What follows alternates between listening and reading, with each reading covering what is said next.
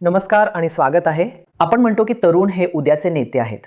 पण जिथवर तामिळनाडू विधानसभा निवडणूक 2026चा प्रश्न आहे ते आजचे निर्णय करते आहेत. खूप मोठ्या संख्येने तरुण मतदान करतात, ज्यांना प्रत्येक राजकीय पक्ष लक्ष करू इच्छित आहे. आम्ही इथे कोइंबतूरमध्ये PSG ग्रुप ऑफ इन्स्टिट्यूशन्समध्ये आहोत, जे शिक्षण आणि तंत्रज्ञानाच्या बाबतीत अग्रणी आहे. हे एक असं केंद्र आहे जिथे तमिळनाडू कदाचित आपलं नाव सार्थ ठरवतं जेव्हा आपण त्याला एशियाचं डेट्रॉईट म्हणतो. आता EV हब, मॅन्युफॅक्चरिंगसुद्धा, हे सगळं या राज्यात घडत आहे. आणि माझ्यासोबत अनेक प्रथमच मतदान करणारे मतदार तसेच अनुभवी आवाज आहेत, जे आपल्याला सांगतील की निवडणुका जवळ येत असताना त्यांचे काय विचार आहेत. पहिल्यांदा मतदान करणाऱ्यांनो, उत्साह कसा आहे? हो, तर मुळात ही निवडणूक आहे. तर हो, पण प्रत्येक निवडणूक वेगळी असते. या निवडणुकीबद्दल मला जो मुख्य फरक दिसतो तो म्हणजे द्रविडी पक्षांमध्ये एक नवीन खेळाडूही आहे. तसेच अजून एक मोठा खेळाडू आहे, NTK. मला वाटतं म्हणजे आता तुम्हाला जास्त पर्याय मिळत आहेत का? हो, आधीपासूनच जास्त पर्याय होते आणि अतिरिक्त. आता आपल्याकडे एक अतिरिक्त पक्ष आहे. आणि मला असंही वाटतं की लोकांनी आणि नेत्यांनीही तामिळनाडूच्या दीर्घकालीन ध्येयांवर लक्ष केंद्रित केलं पाहिजे. कारण तामिळनाडू आधीच चांगलं काम करणाऱ्या ठिकाणांपैकी एक आहे. आपण कोणताही पैलू घेतला तर ते चांगल्या निर्देशकांसह प्रगतिशील राज्यांपैकी एक आहे. हो, तर मला असं वाटतं की लोकांनी दीर्घकालीन ध्येयांसाठी आणि ते जे जाहीरनामे देतात त्यासाठी मतदान करावं. नाही, आपण मोफतच्या वस्तू आणि असल्या गोष्टींना भुलता कामा नये. खूप छान. तर तुमचे काय विचार आहेत? म्हणजे राजकारणी तुम्हाला खरंच सांगतात का की ते काय करणार आहेत? तुम्ही त्यांच्यावर विश्वास ठेवता का? किंवा तुम्हाला असं वाटतं का की आता नवीन पर्यायांचा विचार करण्याची वेळ आली आहे? माझ्या मते मला वाटतं की जरी अनेक पक्ष असले तरी ही निवडणूक यांच्यात होईल. ही TTVK आणि DMK यांच्यातील लढाई असेल. हे त्या नाविन्यामुळे आहे का जे ते घेऊन येत आहेत? अर्थातच सेलिब्रिटीचा दर्जा आपल्या सर्वांना माहीत आहे. जर विजय असेल तर आपण सर्व जातो आणि त्याला बघायला जाऊ इच्छितो, त्याला ऐकायला जाऊ इच्छितो. अर्थातच त्याचा एक फायदा होतो, नाही का?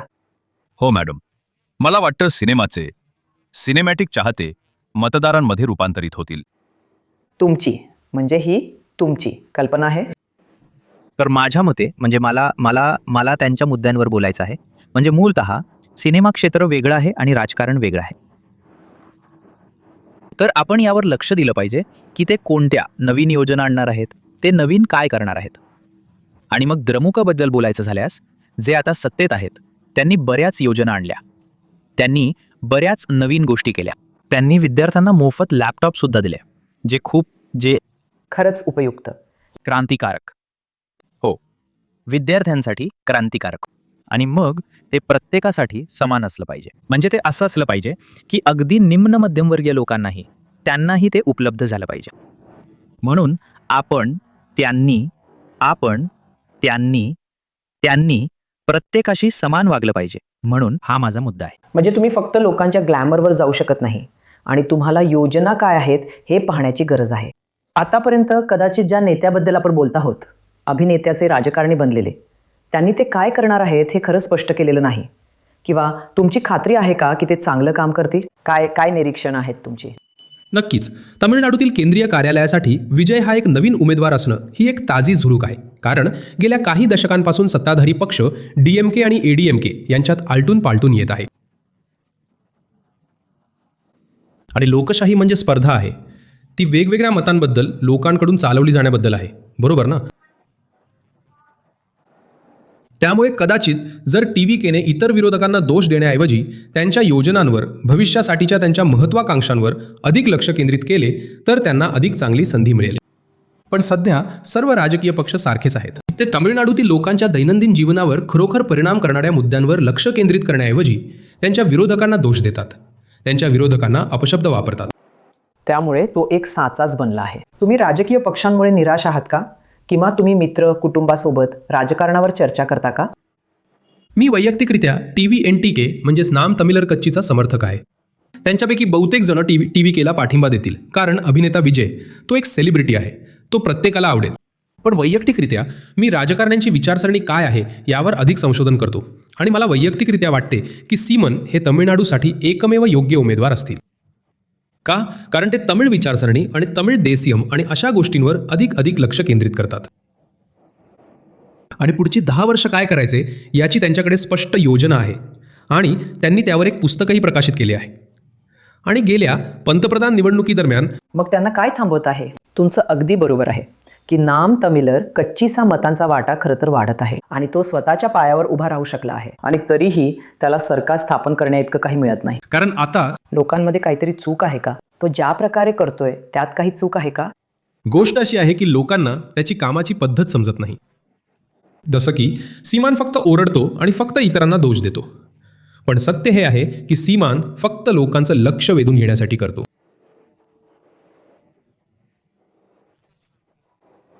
त्याच्या सगळ्या म्हणजे मुलाखती फक्त इतरांना दोष देण्यावर आणि फक्त ओरडण्यावर नसतात. आणि त्याच्याकडे देण्यासाठी काहीतरी आहे. हो, त्याच्याकडे देण्यासाठी काहीतरी आहे. जसं की मी सुद्धा त्याच्या अनेक मुलाखती पाहिल्या आहेत ज्यात त्याने तो काय करणार आहे याची एक स्पष्ट योजना तयार केली आहे. पुढील 10 वर्ष आणि अशा गोष्टी. आणि गोष्ट अशी आहे की ते नीटबद्दल सुद्धा बोलले आहेत. नीट परीक्षा एका खाजगी संस्थेद्वारे घेतली जाते. हो, भारत सरकार हे का करू शकत नाही अशा गोष्टी? गोष्ट अशी आहे की त्यांना संसदेत ते बोलण्यासाठी पुरेसा मतांचा वाटा मिळू शकत नाही. हे पैशाच्या ताकदीच्या अभावामुळे आहे का? कशाच्या अभावामुळे? पैशाच्या ताकदीचा अभाव आणि लोकांच्या समजुतीचा अभाव. तर त्यांनी काही मुद्दे मांडले की आपण नवीन लोकांना पर्याय देत नाही आहोत किंवा आपण आता पर्याय देण्याचा विचार करत आहोत का? मला माहीत नाही. तर याचा अर्थ असा आहे का की तुम्ही इथे असलेल्या जुन्या खेळाडूंमुळे निराश आहात? खरं तर माझ्या मते मला वाटतं की सीमनकडे अनेक योजना असल्या तरी DMKच्या काळात त्यांनी लोकांसाठी अनेक नवीन योजना लागू केल्या आहेत. त्यांनी अनेक लोकांना मदत केली आहे. तर मला वाटतं की TVKचा चाहता वर्ग त्याच्या फेस व्हॅल्यूमुळे जास्त असला तरी त्यामुळे चित्रपटांमध्ये जास्त काम केलं. त्यामुळे अनेक तरुणांना वाटतं की TVK पण त्याला माहीत नाही की आपण लोकांच्या फायद्यासाठी काय लागू करणार आहोत. त्याच्याकडे काही योग्य योजना नाहीत. त्याने धोरणे स्पष्ट केली नाहीत. हो, म्हणून मला वाटतं जरी काही लोकांना DMK आवडत नसला तरी त्यांच्या योजना लोकांसाठी चांगल्या आहेत, सुधारणेसाठी. जसं की आणि ते लोकांपर्यंत पोहोचलं आहे का? हो, काही प्रमाणात. बहुतेक करून ते लोकांपर्यंत पोहोचलं आहे. म्हणून माझ्या वैयक्तिक मते मला वाटतं की त्या अर्थानं DMK अधिक चांगला आहे. एका राजकारण्याने काय करावं किंवा निवडणुकांनी तुमच्यासाठी काय करावं अशी तुमची स्वतःची अपेक्षा काय आहे? किंवा तुम्हाला वाटतं की त्याने काही फरक पडत नाही, आपलं आयुष्य चालू राहतं, ते चालू राहतं? नाही, खरं तर ते वेगळं नाहीये. मला वाटतं की ते जे काही करतात त्याचा आपल्यावर परिणाम होतो. त्यामुळे ते मुळात जोडलेलं आहे. तर त्यांच्याकडे आहे त्याचा अर्थ असा नाही जसं की TVK नवीन आहे आणि आपल्याला जुन्या पद्धती पाळायची गरज नाही. आपल्याला जो कोणी येईल त्यांना लोकांच्या दृष्टिकोनावर आधारित निर्णय घेता आला पाहिजे. लोकांना त्यांना काय हवं आहे ते सांगण्याची संधी मिळत आहे का? असं आहे का की मत हाच एकमेव मार्ग आहे ज्यातून आपण बोलतो, किंवा असे इतरही मार्ग आहेत ज्यात लोक आमचं ऐकत आहेत? हो, खरं तर लोक चिंता आणि ज्या समस्यांना तोंड द्यावं लागतं त्या ऐकतात, पण आपल्याला उपाय मिळतो ही एक मोठी शंका आहे. इथे विजयचे चाहते आहेत का? ते एक. ठीक आहे, त्याच्याबद्दल तुम्हाला सगळ्यात जास्त काय आवडतं? तुमचे काय आहेत? तुम्हाला का वाटतं की तो एक यशस्वी राजकारणी सुद्धा होईल, किंवा तो होईल की तो होणार नाही?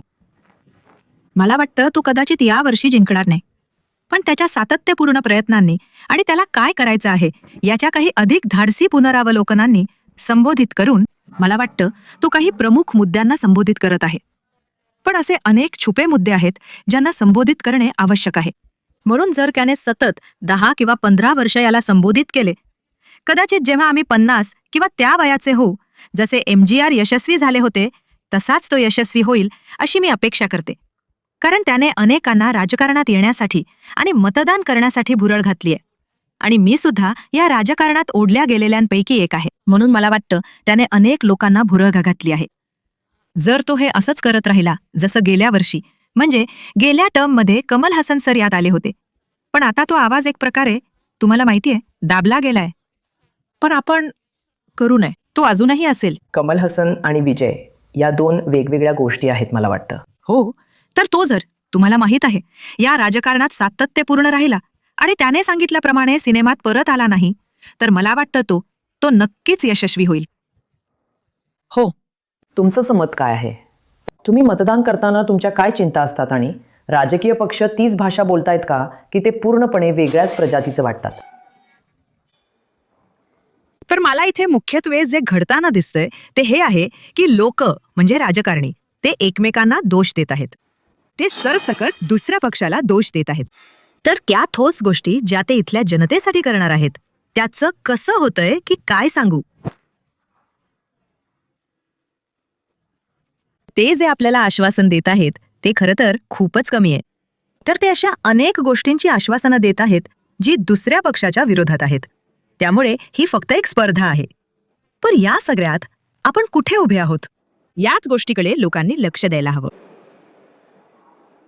यावेळी तुम्हाला माहीत आहे, लोक महिला सुरक्षा, लैंगिक सुरक्षा आणि अशाच इतर गोष्टींबद्दल बोलत आहेत. ही खरंच एक चिंतेची बाब आहे का? सुरक्षेचा मुद्दा काय आहे? म्हणजे तुमच्याकडे चांगली वाहतूक आहे. तुमच्याकडे आहे वाहतूक. तुमच्यासारख्या तरुण स्त्रिया कोणत्या चिंता व्यक्त करतील किंवा ते जे म्हणत आहेत ते इतर सर्वांसाठी खूप सामान्य आहे का? असे काही विशिष्ट मुद्दे आहेत का ज्याकडे तुम्ही लक्ष देता? मला वाटत नाही की इथे लोक सुरक्षित आहेत. ते आमच्याकडे आहे. तिथे मुख्य समस्या ड्रग्सची आहे मध्ये. आणि एडीएमके पक्षाच्या राजवटीत ड्रग्ज ही मुख्य समस्या आहे जिच्याकडे लक्ष देणे आवश्यक आहे. पण माझी एक विनंती आहे इथल्या सर्व लोकांसाठी. लोकांनी पाहिलं पाहिजे की पक्ष जाहीरनाम्यात काय देत आहेत. सारखे ते देतात. त्यांनी एक पुस्तक प्रकाशित केले आहे. माझी इच्छा आहे की लोकांनी ते वाचावं की ते कोणते मुद्दे मांडत आहेत. सीमन यांनी त्याबद्दल अधिक सांगितले आहे. त्यांनी महिलांना 50% संधी दिली आहे. लोक महिलांसाठी 33% बोलत आहेत. पण इथे आता सध्या NTHने 50% दिले आहेत. ते यशस्वी का होत नाहीत? हे सर्व पुरोगामी आहे नाही का? आणि लोक फार. आपण सगळे म्हणतो की आम्हाला 50% आरक्षण हवं आहे. हो मॅम. आम्हाला भ्रष्टाचार नको आहे. आम्हाला हवं आहे. लोक हीच मोठी समस्या आहे. लोक नवीन पर्याय शोधत नाहीयेत. ते फक्त नेहमीच्या 2 पक्षांकडे बघत आहेत, DMK किंवा ADMK.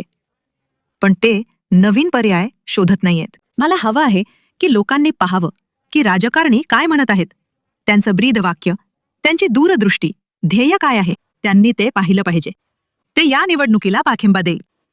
आपण म्हणतो तुम्हाला माहिती आहे, तमिळनाडू अनेक गोष्टींमध्ये अग्रणी आहे नाही का? प्रगतिशीलपणे आपण अनेक गोष्टी केल्या आहेत.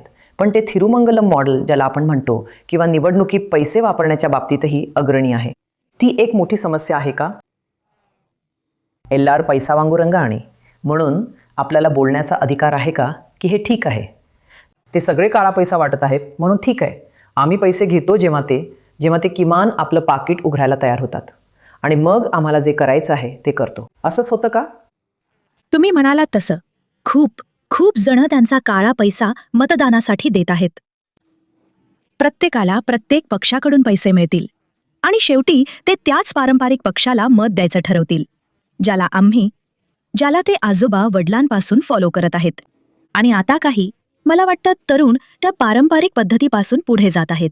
आता मी अनुभवांच्या आवाजाकडे जाते. तुम्ही इतकी वर्ष पाहत असलेलं सगळं कथन या निवडणुकीत काही बदललं आहे का?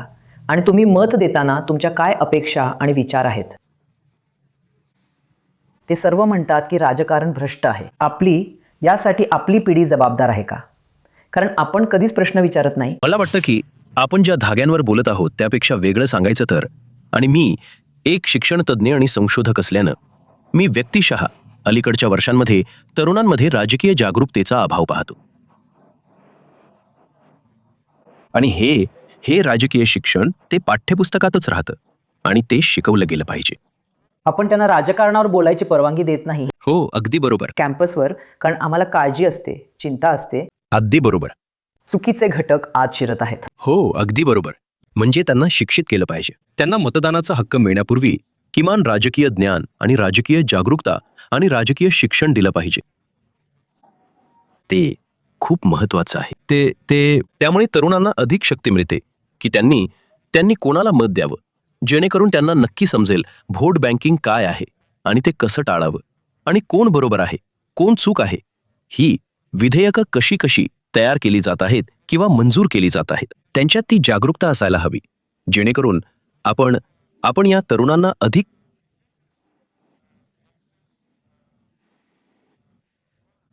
कदाचित आम्ही होतो त्यापेक्षा चांगले नागरिक. अगदी बरोबर. भावी पिढी अधिक राजकीय जागरूकतेसह वाढली पाहिजे. जसं आपण तामिळनाडू पाहतो, जरी आपण इथे आघाडीवर आहोत, केरळसारख्या मॉडेल राज्यांप्रमाणे, आणि ते प्रत्येक गोष्टीसाठी वेगळे दिसतात. ते तुम्हाला माहिती आहे, ते त्यांच्या हक्कांसाठी आवाज उठवतात आणि ते त्यांच्या हक्कांसाठी उभे राहतात. हा बदल तरुणांमध्ये घडवून आणला पाहिजे. ते खूप महत्वाचं आहे मला वाटतं. तुमची कल्पना काय आहे? म्हणजे तरुणांना त्यांच्या गोष्टी सोशल मीडियाद्वारे मिळत आहेत. हो, या प्रकारच्या गोष्टींवर लक्ष ठेवणारी व्यक्ती म्हणून खरोखरच काही चिंता आहेत का? तुम्ही त्यांना शिकवणारे आहात. हो. आपण त्यांना भविष्यासाठी तयार करत आहोत का? धोरणं खरंच आपल्या तरुणांना या जगात यशस्वी होण्यासाठी अनुकूल आहेत का? आपण त्यांना सगळ्या फेसबुक, इंस्टाग्राम आणि तुम्ही त्याला काहीही म्हणा, त्यात व्यस्त ठेवला आहे. आणि ते मला वाटतं की त्यांनी धोरणांकडे आकर्षित झालं पाहिजे. आपण त्यांना त्यांच्यासाठी असलेल्या धोरणांशी अजिबात परिचित करून देत नाही आहोत. मुळात त्यांना माहीत नाही की काय आहे. आणि आपण त्यावर चर्चा करत नाही. आपण त्यावर चर्चा करत नाही. आपण जास्त चर्चा करतो. जसं की तुम्ही जे बोलत आहात, जसं विजय, ते कसं आहे, व्यक्तिमत्वावर आधारित. त्या सर्व गोष्टी. आणि त्यांना माहीत नाही की त्यांच्या हातात काय आहे. जर त्यांना माहीत नसेल की त्यांच्या हातात काय आहे, तर ते कसे मिळवणार आहेत किंवा ते मिळवण्यासाठी ते कसे लढणार आहेत. म्हणून मला वाटतं की योजनांबद्दलची संवेदनशीलता, विशेषतः शिक्षणासाठी, आणि मला वैयक्तिकरित्या असं वाटतं की सध्याच्या पिढीतील मुलांच्या या शिक्षणावर राजकीय अनिच्छेमुळे खूप परिणाम झाला आहे. कारण कुलगुरू आता कुलगुरू राहिलेले नाहीत. हे माझं वैयक्तिक मत आहे. कारण मी वैयक्तिकरित्या जेव्हा आम्ही शाळेत होतो तेव्हा कुलगुरूंना देवासारखं मानलं जायचं. हो, विद्यापीठांचे. त्यामुळे ते हिताची काळजी घेत होते. विद्यापीठांना कोणतीही आर्थिक तूट नव्हती. आणि तुम्हाला सध्याची तामिळनाडूची स्थिती किंवा इतर कोणत्याही माहीत आहे. कोणतेही इतर सरकार, इतर कोणतेही विद्यापीठ. ते राजकीय आहेत. जसं की राज्यपाल ही एक राजकीय नियुक्ती आहे. म्हणून मला वाटतं VC सुद्धा. माझं वैयक्तिक मत आहे की शिक्षणाला राजकीय हस्तक्षेपापासून फक्त बाजूला ठेवलं पाहिजे. किंवा आपण सगळे किमान शिक्षणासाठी एका समान अजेंड्यावर सहमत होतो. हो, किमान शिक्षणासाठी. कारण त्याचा युवकांवर इतर कशाही पेक्षा जास्त परिणाम होतो. कारण ते जास्त करून त्यांना इतर प्रकारच्या सोशल मीडियावर ढकलण्यात आले, केवळ कारण त्यांच्याकडे असलेल्या सिस्टीमबद्दल ते अनभिज्ञ आहेत. म्हणून मला वाटतं की हे खूप महत्वाचं आहे. तुमच्या अनेक वर्षांच्या अनुभवाने तुम्हाला माहीत आहे, आपण सगळे तमिळनाडू या प्रगतिशील राज्याबद्दल बोलतो आणि वगैरे. सर्वात आधी तुम्ही आम्हाला आपण जिथे उभे आहोत त्याचं महत्त्व, ते कशाचं प्रतीक आहे हे समजावून सांगावं अशी माझी इच्छा आहे. कारण कोइंबतूरसारखं शहर, यासारखी संस्था भारताचं भविष्य काय असू शकतं यासाठी उत्कृष्टतेची केंद्र आहेत. हो, ते आमच्याकडे या कॉलेजमध्ये सुद्धा तंत्रज्ञानासाठी अनेक उत्कृष्टता केंद्र आहेत. ठीक आहे. नवीन तंत्रज्ञान म्हणून जे काही नवीन तंत्रज्ञान येतं, आमच्याकडे काही उत्कृष्टता केंद्र आहेत ज्यात AI, अगदी ताज्या गोष्टींचा समावेश आहे. तर खरं तर आम्ही तंत्रज्ञानावर जास्त लक्ष केंद्रित करतो. जसं त्यांनी सांगितलं, आम्ही राजकारण किंवा धोरणं किंवा शिकवत नाही. पण तरुणांसाठी तेही महत्त्वाचं नाही का? हो हो, तरुणांना योजनांची माहिती असणं महत्त्वाचं आहे. धोरणं, अगदी शैक्षणिक धोरणाबद्दल तुम्ही त्यांना विचारलं तरी, नवीन शैक्षणिक धोरण काय आहे जे सध्या प्रचलित आहे किंवा जे लागू केलं गेलं आहे, हे कोणालाच माहीत नसेल. कारण आम्ही दुर्दैवानं त्यावर टीका करायलाही कोणाला परवानगी नाही. हो, पण तरीही लोकांना आपल्या आजूबाजूला काय घडत आहे आणि सरकारच्या शैक्षणिक धोरणांबद्दल थोडं ज्ञान असायला हवं.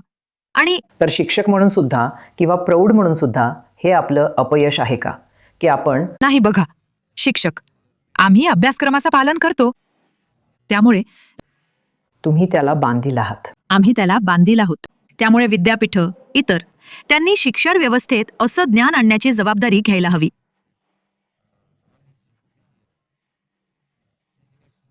पण निवडणुकांच्या वेळी योग्य मुद्द्यांवर बोललं जातं का? किंवा ते ह्यापासून अलिप्त राहतात? नाही. बघा, निवडणुका. मी सहसा निवडणुकांना एक आकड्यांचा खेळ मानते, ठीक आहे? म्हणूनच आपल्याकडे खूप पुट्टणी आणि तशा प्रकारच्या गोष्टी आहेत. म्हणून नाहीतर आघाड्या. हो. आघाड्या असतात फक्त आकड्यांच्या खेळामुळे, ठीक आहे? म्हणून ते बघा, तुम्ही मेसमध्ये उपमा प्रकरणाबद्दल ऐकलं असेल, नाही का? लोक रोज उपमा दिल्यामुळे खुश नव्हते, म्हणून त्यांनी मतदानाची मागणी केली. आणि काही 6 लोकांनी बिर्याणी म्हटलं, 6 लोकांनी असं काहीतरी म्हटलं, आणि मग 7 लोकांनी उपमा म्हटलं, तर ते बहुमत होतं. आणि उपमा पुन्हा तोच पदार्थ बनला. म्हणून हा धोरण किंवा तशा गोष्टींपेक्षा आकड्यांचा खेळ जास्त आहे. लोकांना समजत नाही की त्यांच्यासाठी कोणती धोरणं चांगली आहेत आणि काय. बघा, त्यांना सगळ्यांना मोफत मिळणाऱ्या गोष्टी माहीत असतात आणि योजना लोकांना जास्त आकर्षित करतात. आणि मग लोकांना कोणालाही मत देणं बंधनकारक वाटतं. असं होतं का? म्हणजे मानसशास्त्रीय दृष्ट्या आपण सगळे म्हणतो, ठीक आहे, सगळ्यांकडून घेऊया. आणि कोणीतरी आपल्यावर उपकार करतं तेव्हा तुम्हाला वाटतं, सरी अवरके पोटू पोगला एन्न डिफरन्स इरकं. तर मला असं वाटतं की काही काळासाठी काही लोक हे करत आहेत आणि लोकांना आकर्षित करत आहेत, पण त्यात सातत्य असायला हवं. म्हणजे जर कोणी पहिल्यांदा येत असेल आणि ते तसं करत असतील आणि पुढच्या वेळी ते तसं करत नसतील, त्यामुळे सातत्य असायला हवं. जसं की आम्ही घरून इथे प्रवास करत असताना, रस्त्यांवरून प्रवास करताना आणि इथे येताना आम्हाला खूप समस्यांना सामोरं जावं लागतं. सकाळपासूनच आमच्या डोक्याला खूप ताण येतो. तर ह्या गोष्टी सुटल्या पाहिजेत. पण मोफत बस योजना ही अशी गोष्ट आहे जिचं बहुतेक स्त्रिया मला वाटतं स्वागत करतील, नाही का? नाही, त्यांनी 3 मोफत बसेस सुरू केल्या आणि त्यांनी 10 बसेस रद्द केल्या आहेत. त्यामुळे त्याचा उपयोग झाला नाही.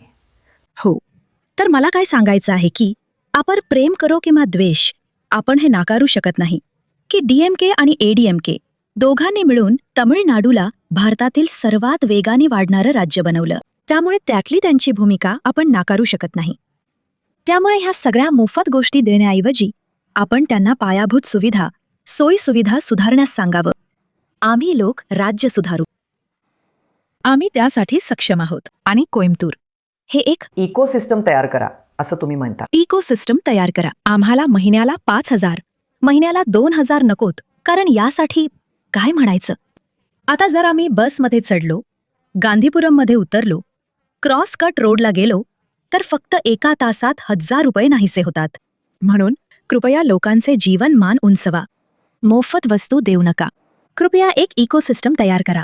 कारण कोइंबतूर हे एक उदाहरण आहे. कोइंबतूर हे तिथल्या उद्योजकांमुळे, शिक्षण तज्ज्ञांमुळे आणि आरोग्य व्यवस्थेमुळे सगळ्यामुळे विकसित झाले आहे. खूप खूप खूप खूप उत्कृष्ट. कोइंबतूरने स्वतःच्या हिंमतीवर घडवले आहे. हे आमच्याकडे असलेल्या इकोसिस्टीममुळे आहे. म्हणून तुम्ही त्याचप्रमाणे सर्व राज्यांसाठी इकोसिस्टम तयार करा. म्हणून तुम्ही एक सिस्टीम तयार करा. तुम्ही एक सिस्टीम विकसित करा. हो, आम्हाला अभिमान आहे की तमिळनाडू आघाडीवर आहे. कृपया ते आणखीन वाढवा. कृपया इकोसिस्टीम अधिक चांगली बनवा. मोफत वस्तू देऊ नका. ते आम्ही लोक. प्रत्येक राजकीय पक्ष म्हणतो की ते दबावाखाली आहेत. तुम्हाला माहित आहे, अवंगनाउन्स पन्नांगना मलाही त्याची नक्कल करावी लागते आणि मागे फिरता येत नाही. एकदा तुम्ही काहीतरी दिले की तुम्ही ते मागे घेऊ शकत नाही. जर तुम्ही मागे घेतले तर शत्रुत्व आणि राग निर्माण होईल. समस्या आताही आहे. पूर्वी लोकांना वाटायचं की जर मोफत वस्तू आली तर नाही, इद पावम इंद कासई तोडकूडाद. पण आता आम्हाला काय वाटतं की बघा, आम्ही सर्व त्याचे समर्थन करत आहोत. आम्हाला काहीही मिळत नाहीये. हा आपल्या कराचा पैसा आहे. आपण ते घेऊन आपल्याला आवडणाऱ्याला मत का देऊ नये. मानसिकता तशीच आहे. मी हेच सांगतेय की कृपया एक इकोसिस्टम तयार करा. कोइंबतूरचे उदाहरण घ्या. आम्ही आमच्या स्वतःच्या हिमतीवर विकसित झालो, तर कृपया ते एक उदाहरण म्हणून घ्या. आम्हाला एक चांगलं इन्फ्रास्ट्रक्चर द्या, एक चांगली इकोसिस्टम द्या. आम्ही लोक राज्याचा विकास करू. खूप छान. आम्हाला फुकटच्या गोष्टी नको आहेत. आम्हाला जे हवं आहे ते म्हणजे इन्फ्रास्ट्रक्चरचा विकास. जसं की तुम्हाला माहितीये, आम्ही रस्त्यावरून जाताना जसं त्याने बरोबर सांगितलं की 10 मिनिटं ஒரு डेस्टिनेशनक मॅप कामिकदना எங்களுக்கு அது 30 मिनिट्स आगद. मग त्याला काय म्हणायचं की फ्री बस நீங்க விட்டீங்கனாலும் அந்த டிராஃபிக்ல அந்த பொல்யூஷன்ல தான் நிக்கணும். त्यामुळे कोणताही इलेक्टोरल म्हणजे निवडणूक जाहीरनामा பொல்யூஷன் நான் ரெடியூஸ் பண்றேன் याबद्दल बोलत नाही. உங்களுக்கு இவ்வளவு வாட்டர் வந்து நாங்க पाईपलाईन போடுறோம்னா पाणी कुठे आहे? मी तुम्हाला एवढं स्वच्छ पाणी एवढं मी तुम्हाला स्वच्छ सुरक्षित पाण्याची हमी देते. प्रत्येक अगदी उन्हाळ्याच्या दिवसातही आम्ही त्यासाठी काहीतरी उपाय करू. आम्ही तसा कोणताही जाहीरनामा वाचत नाही आहोत. जरी एखादा निवडणूक जाहीरनामा असला तरी आमच्याकडे रिसर्च आहे. जसा दरवर्षी आमच्याकडे प्रगती अहवाल असतो. सध्याच्या तुम्हाला माहितीये चालू असलेल्या सरकारसाठी प्रगती अहवाल का नाही? आपण सगळे असे आहोत की तुम्हाला माहितीये आपण विश्वासाने कोणाला तरी मत देत आहोत. हे यासाठी कोणताही प्रगती अहवाल का देत नाहीत? बघा, या गेल्या वर्षी आम्ही हे केलं आहे आणि त्यासाठी कोणतीही मूल्यांकन समिती नाही. कदाचित साधारण 2.5 वर्षानंतर. खरं तर असे काही राजकारणी आहेत ज्यांनी हे केलं आहे. म्हणजे जर मी मदुराईमधील PTRचं उदाहरण देऊ शकले तर ते म्हणत आहेत, मी हे वचन दिलं होतं, हे मी पूर्ण केलं आहे. तुम्हाला सरकारांकडून आणि अशा प्रकारचा प्रगती अहवाल आवडेल. प्रगती अहवाल आणि ही प्रगती लोकांपर्यंत पोहोचली आहे की नाही हे तपासण्यासाठी एक मूल्यांकन समिती असायला हवी. आपण एक प्रगती अहवाल तयार करून ते पोहोचले आहे की नाही ते पाहायचे. हो, तर आणखी एक गोष्ट, जर आपल्याकडे DMK मधून PTR निवडा, ADMK मधून दुसऱ्या कोणाला तरी निवडा, भाजपमधून अण्णामलाई निवडा असा पर्याय असेल तर ते अधिक चांगले होईल. गंमतीची गोष्ट म्हणजे भाजप नेते अण्णामलाई हे सुद्धा अर्थातच याच PSG ग्रुप ऑफ इन्स्टिट्यूशन्समधून पदवीधर झाले आहेत. पण आम्हाला याचं वाईट वाटलं की मागच्या वर्षी खासदारकीच्या निवडणुकीत कोइंबतूरनं अण्णामलाईंना हरवले. आम्हाला त्याचं खूप दुःख आहे. आणि लोकांनी त्यांचं मत दिलं, त्यामुळे तुम्ही तुमचं मत मांडू शकत नाही. तर माझं मत तेच आहे जे इतरांनीही सांगितलंय. गोष्ट अशी आहे की विजय आणि येणाऱ्या इतर नवीन खेळाडूंच्या तुलनेत त्यांनी मतदारांशी संबंधित, तुम्हाला माहितीये, मतदार समुदायाचा एक पाया आधीच तयार केला आहे. लोक जातीच्या आधारावर मतदान करत आहेत का? म्हणजे प्रत्येक जण, प्रत्येक व्यक्ती ठरवते की प्रत्येक राजकीय पक्ष जातीच्या आधारावर निर्णय घेत आहे का? तरुणांनो, तुम्ही मतदान कसे करता? तुम्ही जातीचा विचार करून मतदान करता का? नाही. मला वाटतं की ते त्या प्रकारे मतदान करत नाहीत. तर ती गोष्ट आधीच निघून गेली आहे. ती एक खूप कालबाह्य कल्पना आहे, मला असं वाटतं. आता फक्त एकच चिंता आहे सध्याच्या पिढीची. ते या सोशल मीडियामध्ये जास्त गुंतलेले आहेत आणि ते काही यूट्यूब चॅनल फॉलो करतात आणि त्यांची अशी फॅन फॉलोईंग आहे. त्यामुळे कदाचित त्यांना अल्प काळात फायदा मिळू शकतो, राजकारण्यांना काही लाभ मिळू शकतो, पण दीर्घकाळात ती एक विचार प्रक्रिया असायला हवी. पण तो संवाद साधण्याचा एक नवीन मार्ग आहे, नाही का? हो, तो एक नवीन मार्ग आहे. आता रस्त्यावर जाऊन प्रचार करायची गरज नाही, सोशल मीडियावर टाकलं तरी चालतं. हो, पण मुद्दा असा आहे की जसं इतरांनीही म्हटलं की त्यांच्या जाहीरनाम्यात त्या खऱ्या समस्येचा उल्लेख आहे का ज्याचा आपण आता सामना करत आहोत? तो एक प्रश्न आहे. तर तो एक प्रश्न आहे ज्यावर नाही, मला वाटतं की आपण सर्वांनी त्यावर विचार करायला हवा आणि त्याच्या आधारावर आपण मतदान करायला हवं. उदाहरणार्थ, आमच्याकडे जसं माझ्या एका सहकार्याने सांगितलं, खासदारकीच्या निवडणुकीत अण्णामलाई होते, तर त्यांचा जाहीरनामा खूपच छान होता. त्यांनी असंही, तुम्हाला माहित आहे, जे काही DMK फाईल्स आणि त्या फाईल्स आहेत त्याबद्दल सांगितलं होतं. पण मला वाटतं की फक्त काही टक्के लोकांनीच खरंच त्यांना फॉलो केलं, पण काहींनी नाही. तर मला वाटतं की अगदी तीच व्यवस्था आहे जी आपल्याकडे आहे ना? जेव्हा आपण म्हणतो की तुम्ही प्रचार करता, तुम्ही स्वतःला सादर करता, लोक तुम्हाला जो निकाल देतात, निकाल, हो, आपण तो शेवटी स्वीकारतो. तर ते तुम्हाला स्वीकारावंच लागतं. हो, जाती अशी गोष्ट नाहीये ज्याबद्दल लोक विचार करत आहेत की मतदान करताना ती अजूनही प्रचलित आहे. तर मुळात मतदान निपक्षपाती असायला हवं. म्हणजे मग ती जात, धर्म किंवा भाषा किंवा काहीही असो. आणि मला वाटतं की शिक्षण पद्धतीत अशा प्रकारे बदल व्हायला हवा की राज्यशास्त्र, भौतिकशास्त्र, रसायनशास्त्रासारख्या विषयांपैकी एक विषय असायला हवा. म्हणजे अगदी मुळापासून अनिवार्य.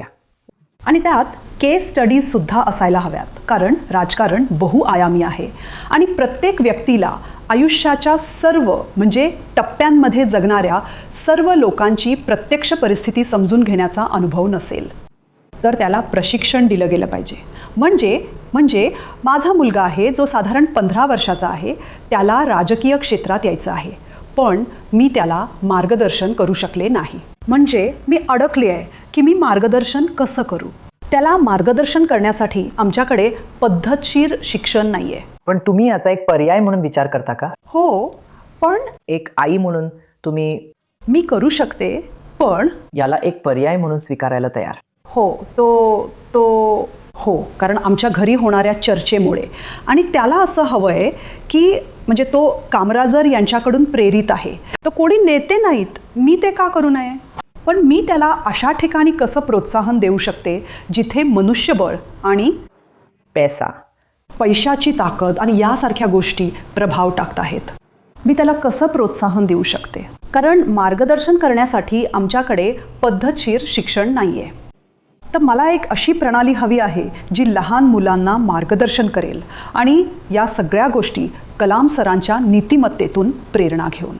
तर जर योग्यरित्या रुजवले, जर आपण लहान वयात नीतिमत्ता रुजवली, तर आपल्याकडे सर्व चांगले पर्याय असतील, सर्व पर्याय आपल्यासाठी चांगले असतील. ठीक आहे. खूप उच्चभ्रू, खूप विचारपूर्वक दिलेलं मत जे फॅकल्टीने दिलं आहे. आत्ता थोडासा मजेदार विभाग. तुमच्यापैकी कोणी विजय चाहते आहेत का, जे आमच्यासाठी गाणार आहेत? मला ते आवडलं. तुमचंच आवडतं कोणतं आहे? मला आवडतं. मला विजय फॅन फिल्म. तुम्ही विजयचे फॅन आहात का, जे आमच्यासाठी गाणार आहात असं मी विचारलं. नाही, तुम्हाला मी गावं असं वाटतं का? तुम्हाला जे काही गायचं आहे ते. नाही, मी विजयच्या चाहत्यांपैकी एक आहे. पण सध्या तो खरं तर मला आवडत नाहीये. मला माहीत नाही का? ठीक आहे. कारण मला असं वाटतं की जर एखादा नवीन पक्ष आला तर तो एका पक्षाच्या विरोधात दुसरा पक्ष असा नसावा. ते असं असायला पाहिजे की ज्या लोकांसाठी आपण मतदान करत आहोत त्यांच्यासाठी ते कोणती योजना आणत आहेत. म्हणजे ते TVK विरुद्ध DMK किंवा तशासारखं काही नाही. ते असं काहीतरी असायला पाहिजे की मी एक TVK सदस्य म्हणून ते ज्या कुठल्याही राज्याचे नागरिक आहेत त्यांच्यासाठी काय आणत आहे. आणि ते माझं याबद्दलचं मत आहे. आणि खरंच मी TVK मुळे खूप निराश आहे. मला माहीत नाही का, म्हणजे मला जास्त योजना दिसत नाहीत. मला दिसत नाही जास्त. ते काय करणार आहेत? हो, ते काय करणार आहेत? तिथे काही तरतूद नाही. तिथे असं काही नाही जसं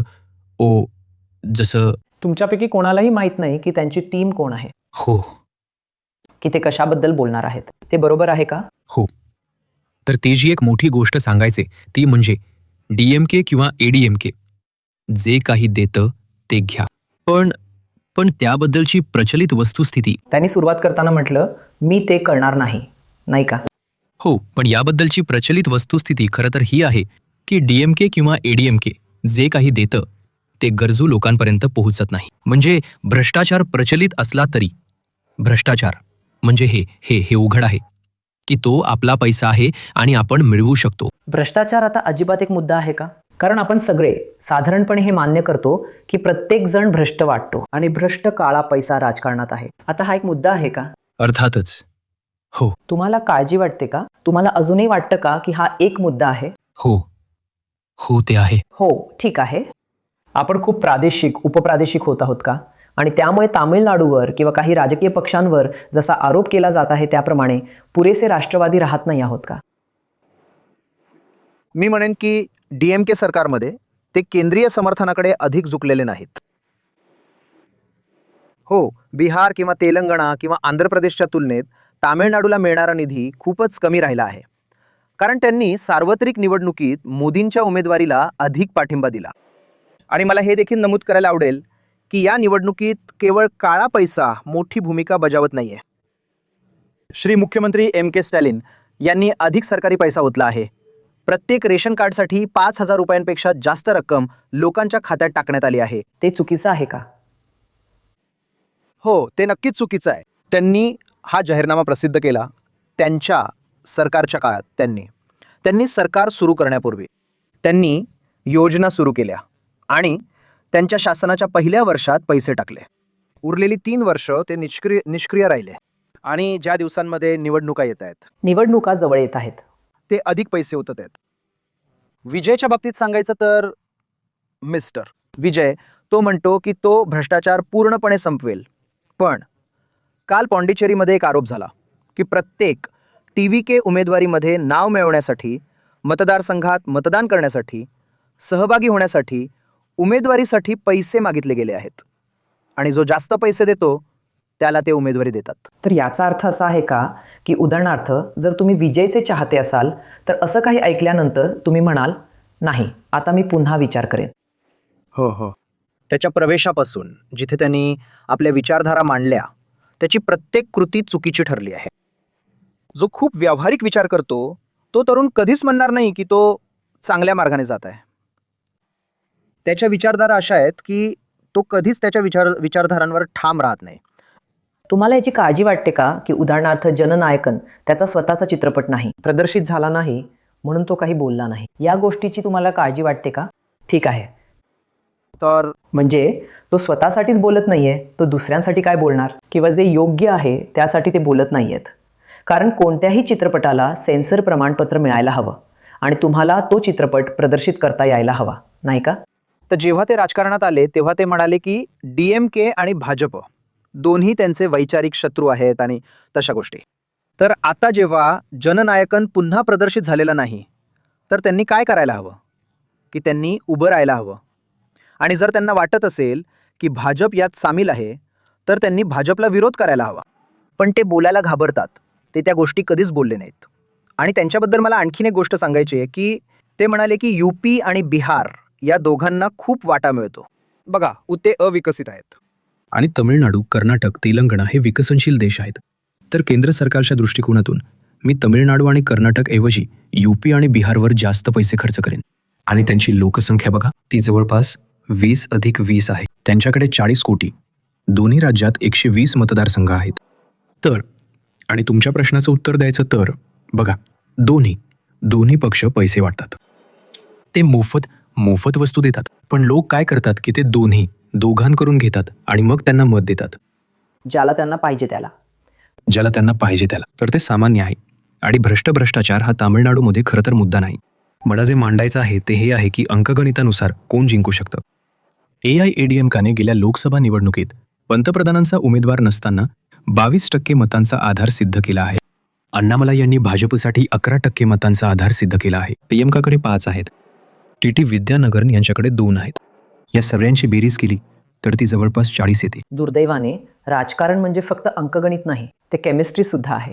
हो, ते नक्कीच आहे. पण माझं म्हणणं आहे की चौरंगी निवडणुकीत जेव्हा एक आघाडी जवळपास 40% मतांचा आधार उभा करू शकते तेव्हा नक्कीच AIADMK प्रमुख EPS यांना इतर पक्षांपेक्षा आघाडी मिळते. आणि आणखी एक गोष्ट मला सांगायचं आहे की TVK विजय यांना घ्या. आम्ही म्हणजे असं आहे की ते पेरांबलूरमधून निवडणूक लढवण्याची शक्यता आहे. TVK आनंद आणि मग आदवन सुद्धा. तर सगळेजण चेन्नईमध्ये निवडणूक लढवत आहेत. चेन्नई DMKचा बाले किल्ला आहे. त्यामुळे जेव्हा ते मतांचं विभाजन करतात तेव्हा त्याचा नक्कीच ADMKला अतिरिक्त फायदा होईल. म्हणजे तुम्ही राजकारणावर बारकाईने लक्ष ठेवून आहात आणि अंकगणिताचंही पालन करत आहात. तरुण आवाज जे आम्हाला ऐकायचे होते, पुन्हा पहिल्यांदाच मतदान करणार आणि उत्सुक आहात का? हो, मी सुद्धा पहिल्यांदाच मतदान करणार आहे. आणि हे अधिक असं आहे की कोणाला मत द्यायचं कारण इथे अनेक घटक गुंतलेले आहेत, जिथे कुटुंब म्हणजे सर्व नातेवाईक वगैरे आहेत. त्यामुळे त्यांची मतं जाणून घेण्याचा प्रयत्न करते. पण मला असं आढळतं की बहुतेकदा जेव्हा आपण सोशल मीडिया आणि इतर ठिकाणाहून माहिती घेतो तेव्हा ते खूप मतप्रदर्शक, खूप पक्षपाती असतात. किंवा जसं की त्यांचा दुसऱ्या पक्षावर कदाचित वैयक्तिक राग असतो, त्यामुळे ते तसं सांगून आमच्यावर प्रभाव टाकण्याचा प्रयत्न करू शकतात. त्यामुळे मला वाटतं की हे अधिक. पण तुम्हाला वाटतं का की तुमच्या हातात एक शक्तिशाली साधन आहे ज्यामुळे फरक पडू शकतो? हो, पण सोशल मीडियावर सुद्धा जेव्हा तुम्ही स्क्रोल करता तेव्हा खूप रील्स आणि बरंच काही असतं. हे सगळं खूप मतप्रदर्शक असतं असं मला कळतं. त्यामुळे जाऊन प्रत्यक्ष या पक्षीय निवडणुका पाहणं किंवा जसं की वक्ते स्वतः काय बोलतात किंवा ते आम्हाला काय देऊ करतात हे पाहणं, मला वाटतं की ते खूप महत्वाचं आहे. आणि असं काहीतरी जे तुम्ही सर्वजण मीम्स फॉलो करता का? हो. आणि तो संवादाचा एक चांगला मार्ग आहे का? कारण शेवटी यातून जे पोचवलं जातं, अर्थातच तुम्ही लोकांची चेष्टा करत आहात, तुम्ही त्यांची टिंगल करत आहात, पण हा गुंतवून ठेवण्याचा एक मजेशीर मार्गही आहे. नाहीतर लांबलचक भाषणांमध्ये कोणाला गुंतून राहायचं आहे, नाही का? हो, तेही खरं आहे. पण हो, जसं ती म्हणाली, आजकाल आमच्यासारखे तरुण आम्ही सोशल मीडिया प्लॅटफॉर्मवर जास्त असतो आणि आम्हाला सगळी माहिती सोशल मीडियातून मिळते. तर जर एका पक्षाने या मीम्सद्वारे काही अफवा पसरवल्या आणि त्यामुळे आम्ही लोक त्यामुळे प्रभावित होऊ शकतो आणि आम्हाला म्हणजे कोणाला मत द्यायचं हा एक विशिष्ट निर्णय घेणं आमच्यासाठी कठीण होतं. त्यामुळे आमचे पर्याय आणि मतं दिवसेंदिवस बदलू शकतात. मला असं वाटतं. माझ्या मते सोशल मीडियासोबतच आता आपल्याकडे आणखी खूप संसाधने आहेत ज्याद्वारे आपण समजू शकतो की कोण काय काम करत आहे, ते किती योगदान देत आहेत, किती फक्त प्रसिद्धी आहे आणि खरं योगदान किती आहे. तरुण म्हणून आपण खरंच सहभागी होतो का, किंवा कोणतेही मतदार आपण खरंच सहभागी होतो का, की हे असं काहीतरी आहे जे काही प्रकारचं. मला वाटतं जेनझी म्हणून हीच योग्य वेळ आहे की आपण तर्कसंगतपणे तुलना करावी की कोण खरंच काम करतंय, कोण खरंच योगदान देतंय आणि कोण आणि केवळ प्रसिद्धी, ग्लॅमर आणि ज्याच्या मागे सगळे वेडे आहेत त्याच्या मागे धावत नाही. आपण खरंच बसून काय घडत आहे, इतर राज्यांनी कशी प्रगती केली आहे आणि तामिळनाडू कशी प्रगती करत आहे याची तुलना केली पाहिजे. आपल्यासाठी खरंच काय महत्वाचं आहे हे समजून घेतलं पाहिजे आणि मग एक जाणीवपूर्वक निर्णय घेतला पाहिजे. तुम्हाला काय वाटतं, निवडणुकीचा मुख्य मुद्दा कोणता आहे?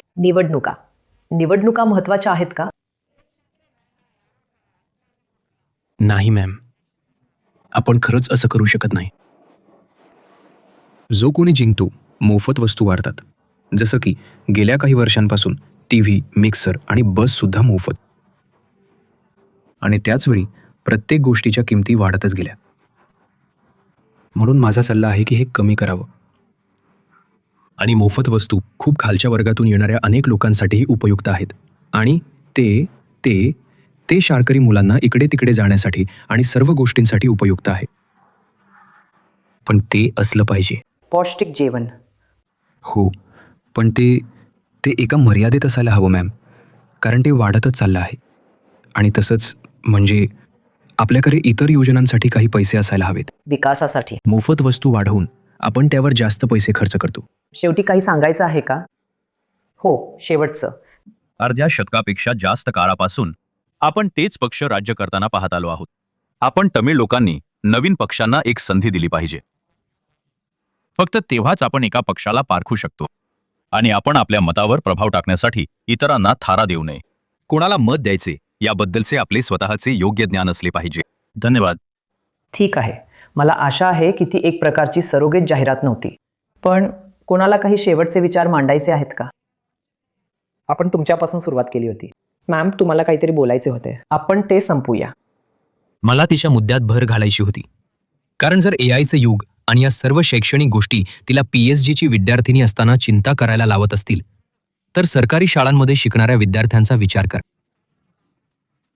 अर्थातच, म्हणजे पौष्टिक आहाराबद्दल बोलायचे झाल्यास आम्हाला नुकतीच एक बातमी कळली आहे, जिथे लोकांना, विद्यार्थ्यांना चांगले जेवण वगैरे दिले जात नव्हते. आणि अशी प्रकरणे प्रचलित आहेत की शिक्षक प्रत्यक्षात विद्यार्थ्यांचा बाजार मांडतात किंवा त्यांना नोकरांसारखे काम करायला लावतात.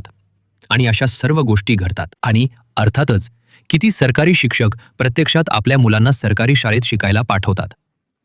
तो अजूनही एक प्रश्नचिन्ह आहे. त्यामुळे जर सरकारी शिक्षक आपल्या मुलांना सरकारी शाळेत शिकवायला खरोखर तयार असतील, तर तोच तो दिवस असेल जेव्हा ही शिक्षण व्यवस्था सुधारेल. ठीक आहे, त्या टिप्पणीसाठी खूप खूप धन्यवाद.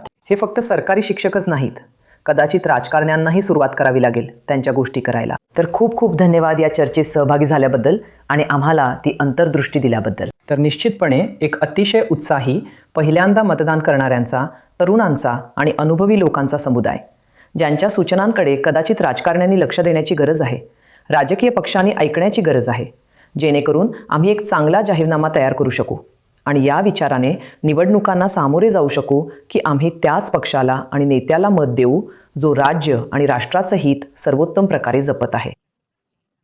कोइंबतूरमधून कॅमेरा पर्सन पॉल राज यांच्यासोबत डिकोडरसाठी उमा सुधीर.